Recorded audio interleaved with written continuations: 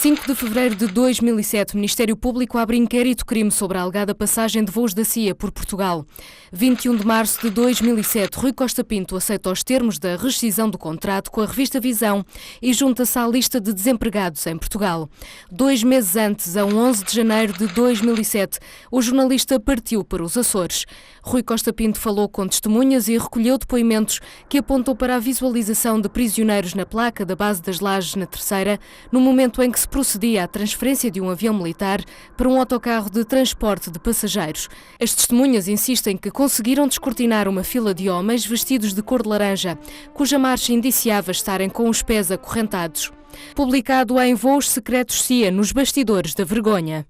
18 de janeiro de 2007 era a data prevista para a publicação do artigo do jornalista Rui Costa Pinto sobre a eventual passagem de voos secretos da CIA por Portugal, mas nunca chegou a ser publicado, até hoje. Fevereiro de 2009, na sua obra, Costa Pinto levanta suspeitas sobre a existência de prisioneiros em voos secretos que sobrevoaram os céus europeus, incluindo os portugueses, com documentos, inquéritos, nomes de políticos, processos, secretas e testemunhos. O jornalista da revista Visão alega ter sido impedido de noticiar a reportagem que trazia dos Açores. A liberdade de imprensa é um direito, mas em Portugal parece haver censura. No dia 15 de janeiro de 2007 passou-se algo que me deixou preocupado. No âmbito do trabalho da reportagem, obtive uma dica via telefone.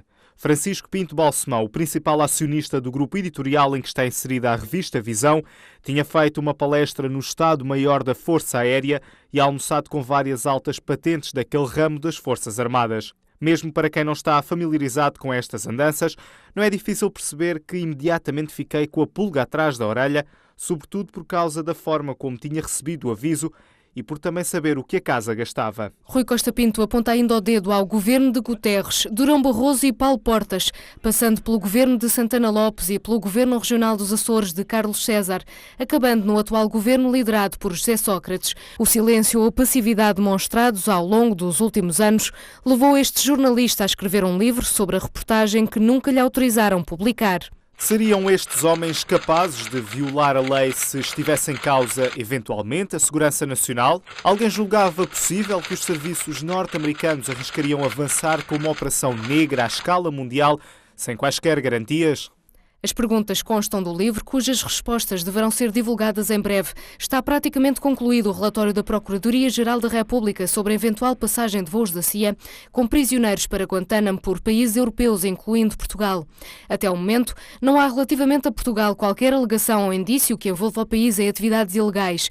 O que até agora as autoridades portuguesas reconheceram é que alguns dos voos que passaram por Portugal, na sua maioria com escala em Ponta Delgada e Santa Maria nos Açores e no Porto, tiveram como origem ou destino pontos do globo que podem ser relacionados com o transporte de prisioneiros, tais como Afeganistão, Iraque, Jordânia, Egito, Líbia ou até mesmo a base naval norte-americana de Guantánamo. Já foi primeiro-ministro, fundou um dos 2 maiores partidos nacionais e é um dos homens fortes da imprensa em Portugal, com controle, entre outras empresas, sobre a SIC, o Expresso e a revista Visão. Mas Francisco Pinto Balsemão é também o alvo das acusações de Rui Costa Pinto, um antigo jornalista da Visão, que se viu impedido de publicar uma reportagem sobre a passagem ilegal por Portugal de prisioneiros com destino a Guantánamo. Para o ex-jornalista, essa decisão foi uma clara e inequívoca censura, sem justificação nem fundamento dos pontos de vista editorial, profissional e técnico.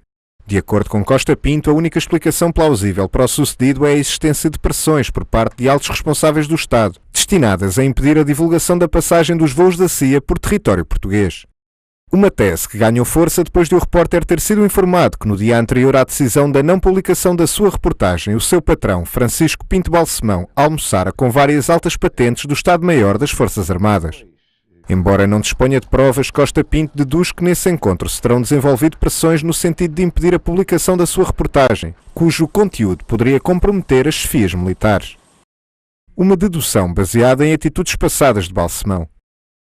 Apesar de não se ter disponibilizado para prestar declarações às câmaras da TVNet, Francisco Pinto Balsemão fez saber através de fonte oficial do Grupo Empresa que não conhece o livro em causa, pelo que não pode comentar quaisquer alegações em concreto.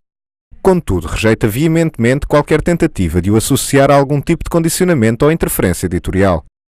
Contactado telefonicamente, o diretor da Visão, Pedro Camacho, rejeitou as acusações de Rui Costa Pinto e justificou a não publicação da reportagem por esta não estar, de acordo com a direção da Visão, em condições de ser publicada.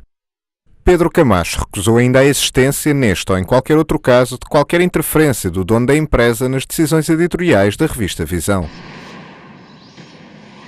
Numa altura em que o resultado do inquérito aos voos da CIA, aberto pelo Ministério Público, está prestes a ser conhecido, importa perceber, a confirmar-se que os aviões da secreta norte-americana passaram por território português, que implicações é que isso tem a nível jurídico?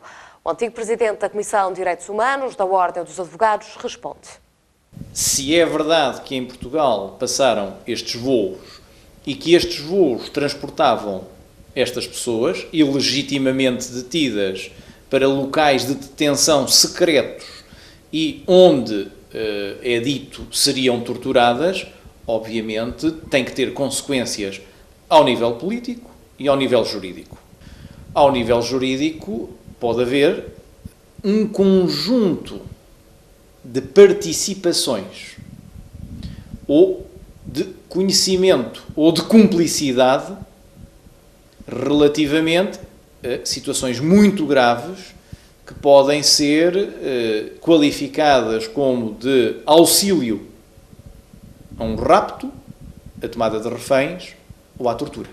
E há, no mínimo, que esclarecer também os portugueses do que se terá passado. E de quem viu, de quem controlou, ou de quem não viu e de quem não controlou. O caso atravessa estes 4 governos, António Guterres, Durão Barroso, Santana Lopes e José Sócrates, mas só em 2005 chegou a público. Em novembro, o Washington Post revelava a existência de prisões secretas da CIA em vários pontos do mundo para suspeitos de terrorismo, na sequência dos atentados de 11 de setembro, suspeitos que passavam alegadamente por espaço aéreo europeu. A história está cheia de contradições.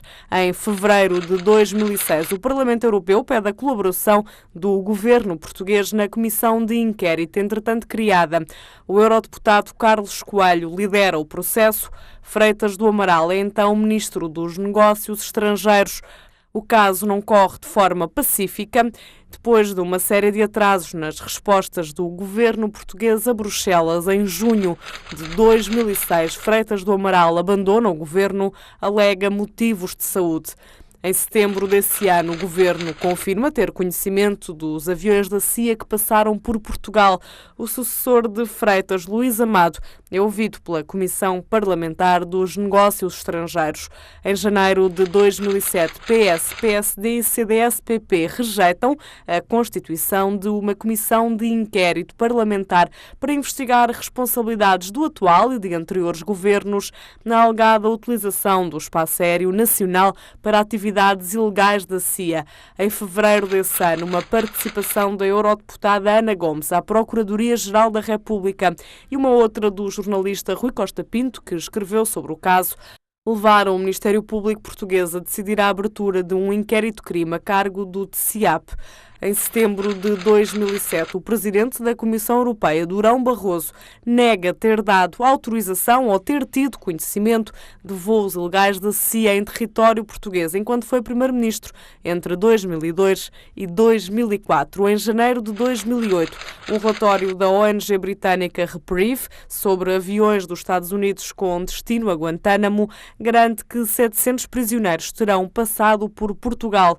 O primeiro-ministro José Sócrates responde assim: Este governo nunca foi informado ou recebeu nenhuma espécie de autorização, de pedido de autorização para sobrevoo do nosso espaço aéreo ou para aterragem nas lajes de aviões que se destinassem ao transporte ou à transferência de prisioneiros. Mas em maio de 2008, o Ministério dos Transportes confirma que entre julho de 2005 e dezembro de 2007 passaram por Portugal 56 voos que iam ou vinham da base norte-americana de Guantánamo. A tutela adianta, no entanto, que não sabia o que transportavam. O Ministério, liderado por Mário Lino, justificou que a maioria dos voos era militar e que por essa razão não os fiscalizou, nem tem qualquer informação sobre os mesmos. Logo, não sabe o que levavam, nem qual a missão de cada um. No entanto, em dezembro de 2005, então o Ministro dos Negócios Estrangeiros, Freitas do Amaral, garantia que qualquer voo militar que passe pelo espaço aéreo português precisa de uma autorização do Governo e, para a conseguir, tem de dar conta do que transporta. Em novembro de 2008, o Ministério dos Negócios Estrangeiros reafirma não haver qualquer indício de cumplicidade do governo português no transporte de prisioneiros para Guantánamo. E em dezembro, o ministro Luís Amado nega a existência de quaisquer documentos que comprometam o atual ou anteriores governos no caso dos voos da CIA de transporte ilegal de prisioneiros. A conclusão do inquérito do TCIAP deve ser revelada ainda em fevereiro.